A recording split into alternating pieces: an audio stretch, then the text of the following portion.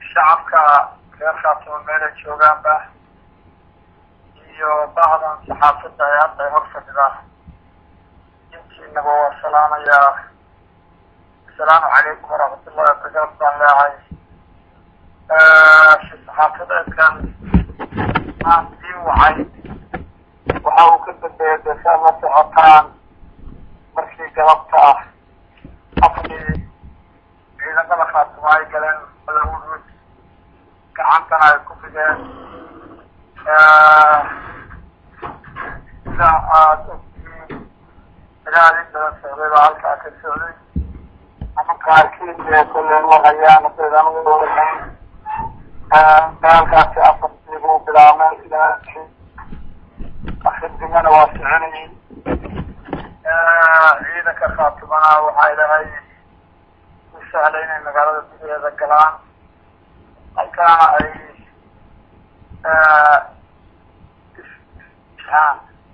nimankii dalka iyo dadkaba kusoo xadgudbay maamulka xadgudubka ka socday.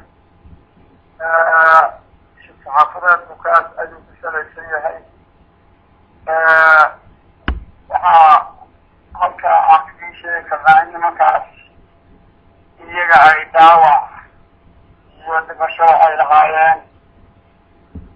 inta aan ka warqabnana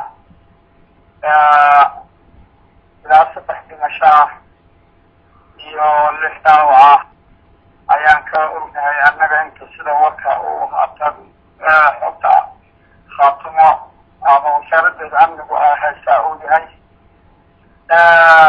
waxaa nasiib darro ah shacabkana maanta ah reewuud ay ogaadeen nimankan inayna kala jeclayn ciidanka khaatumo iyo dadka sheeganaya wudug kula nool ama culimo ha ahaadeen ama odayaal ha ahaadeen ama dumar ha ahaadeen ama carruur ha ahaadeen inayna kala jeclayn waxayna tahay galabta waa la ogaaday. nimankaas haddii ciidanka ay iswajheen iyaguna xabaddoodii iyo tignikadoodii iyo waxay hubiya rasaasaysteen waxay ku foorreen dadkii shacabka ahaa. guryo dhowr ah oo 6-7 ah waxbaa gaadhay. 4 qof oo midkood yahay dhaawac culusna waa jiraan oo ay geysteen. waa nasiib darro. waxaan leenahay oo halkan caawa aan si saxaafadeedka u marinayaa shacabkayga reer khaatumo ee gaar ahaan degmada wudud inay dagaal u diyaar garoobaan. in nimankan haddii la laayo ama ay wax gaaraan iyaguna ay laynayaan naatada iyo xoolaha iyo carruurta in dadka laga daabureeyo oo laga fogeeyo meelaha ay joogaan. meel kastay joogaan waa in laga fogaado aan loo dhowaan. xabadda khaatumona sayna ugu dhicin xabadda iyadu ay dadkeena la doonayaan ama ay riyaaqasaana ugu dhicin. dadka waxaan ka codsananaa inay ka taxadaraan meelaha hadda wudug iyo eryada iyo magaalada gudaheedana wixii hadda ka dambeeya taxadar badan dadka yeesho lagana saaro wixii ka bixi karaya.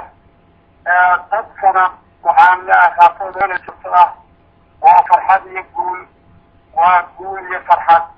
dagaalkaa maanta oo kala dhacay iyo sida u dhacay wax lagu farxi karo weeye. waa ciidamadiinii in la iskarab taago siduu dibadda iyo gudogo fale meel joogo oo ciidanka is iskarab taago waa shay waajiba oo muqadasa. ciidamaduna way sii wadayaan hawlgalladooda iyo shaqada ay wadaan wudugda sida ay u galeen ama hadda ay u dhex joogaan weeye. insha allahu tacaalana guusha iyo gobonnimaduba xaggii bay ahaan doontaa insha allahu tacaala. waxaan aada uga tacsiyeynayaa oo aan tacsi ka bixinaya dadka shacabka ah ee maanta meesha wax ku gaadheen. ilaahayna waxaan uga baryayaa inuu caafimaad degdega siiyo. waxaana shacabka leenahay si aan uga taxadarayno idinkuna uga taxadara oo dadka iyo maatada nimankaas idin ximaayaan.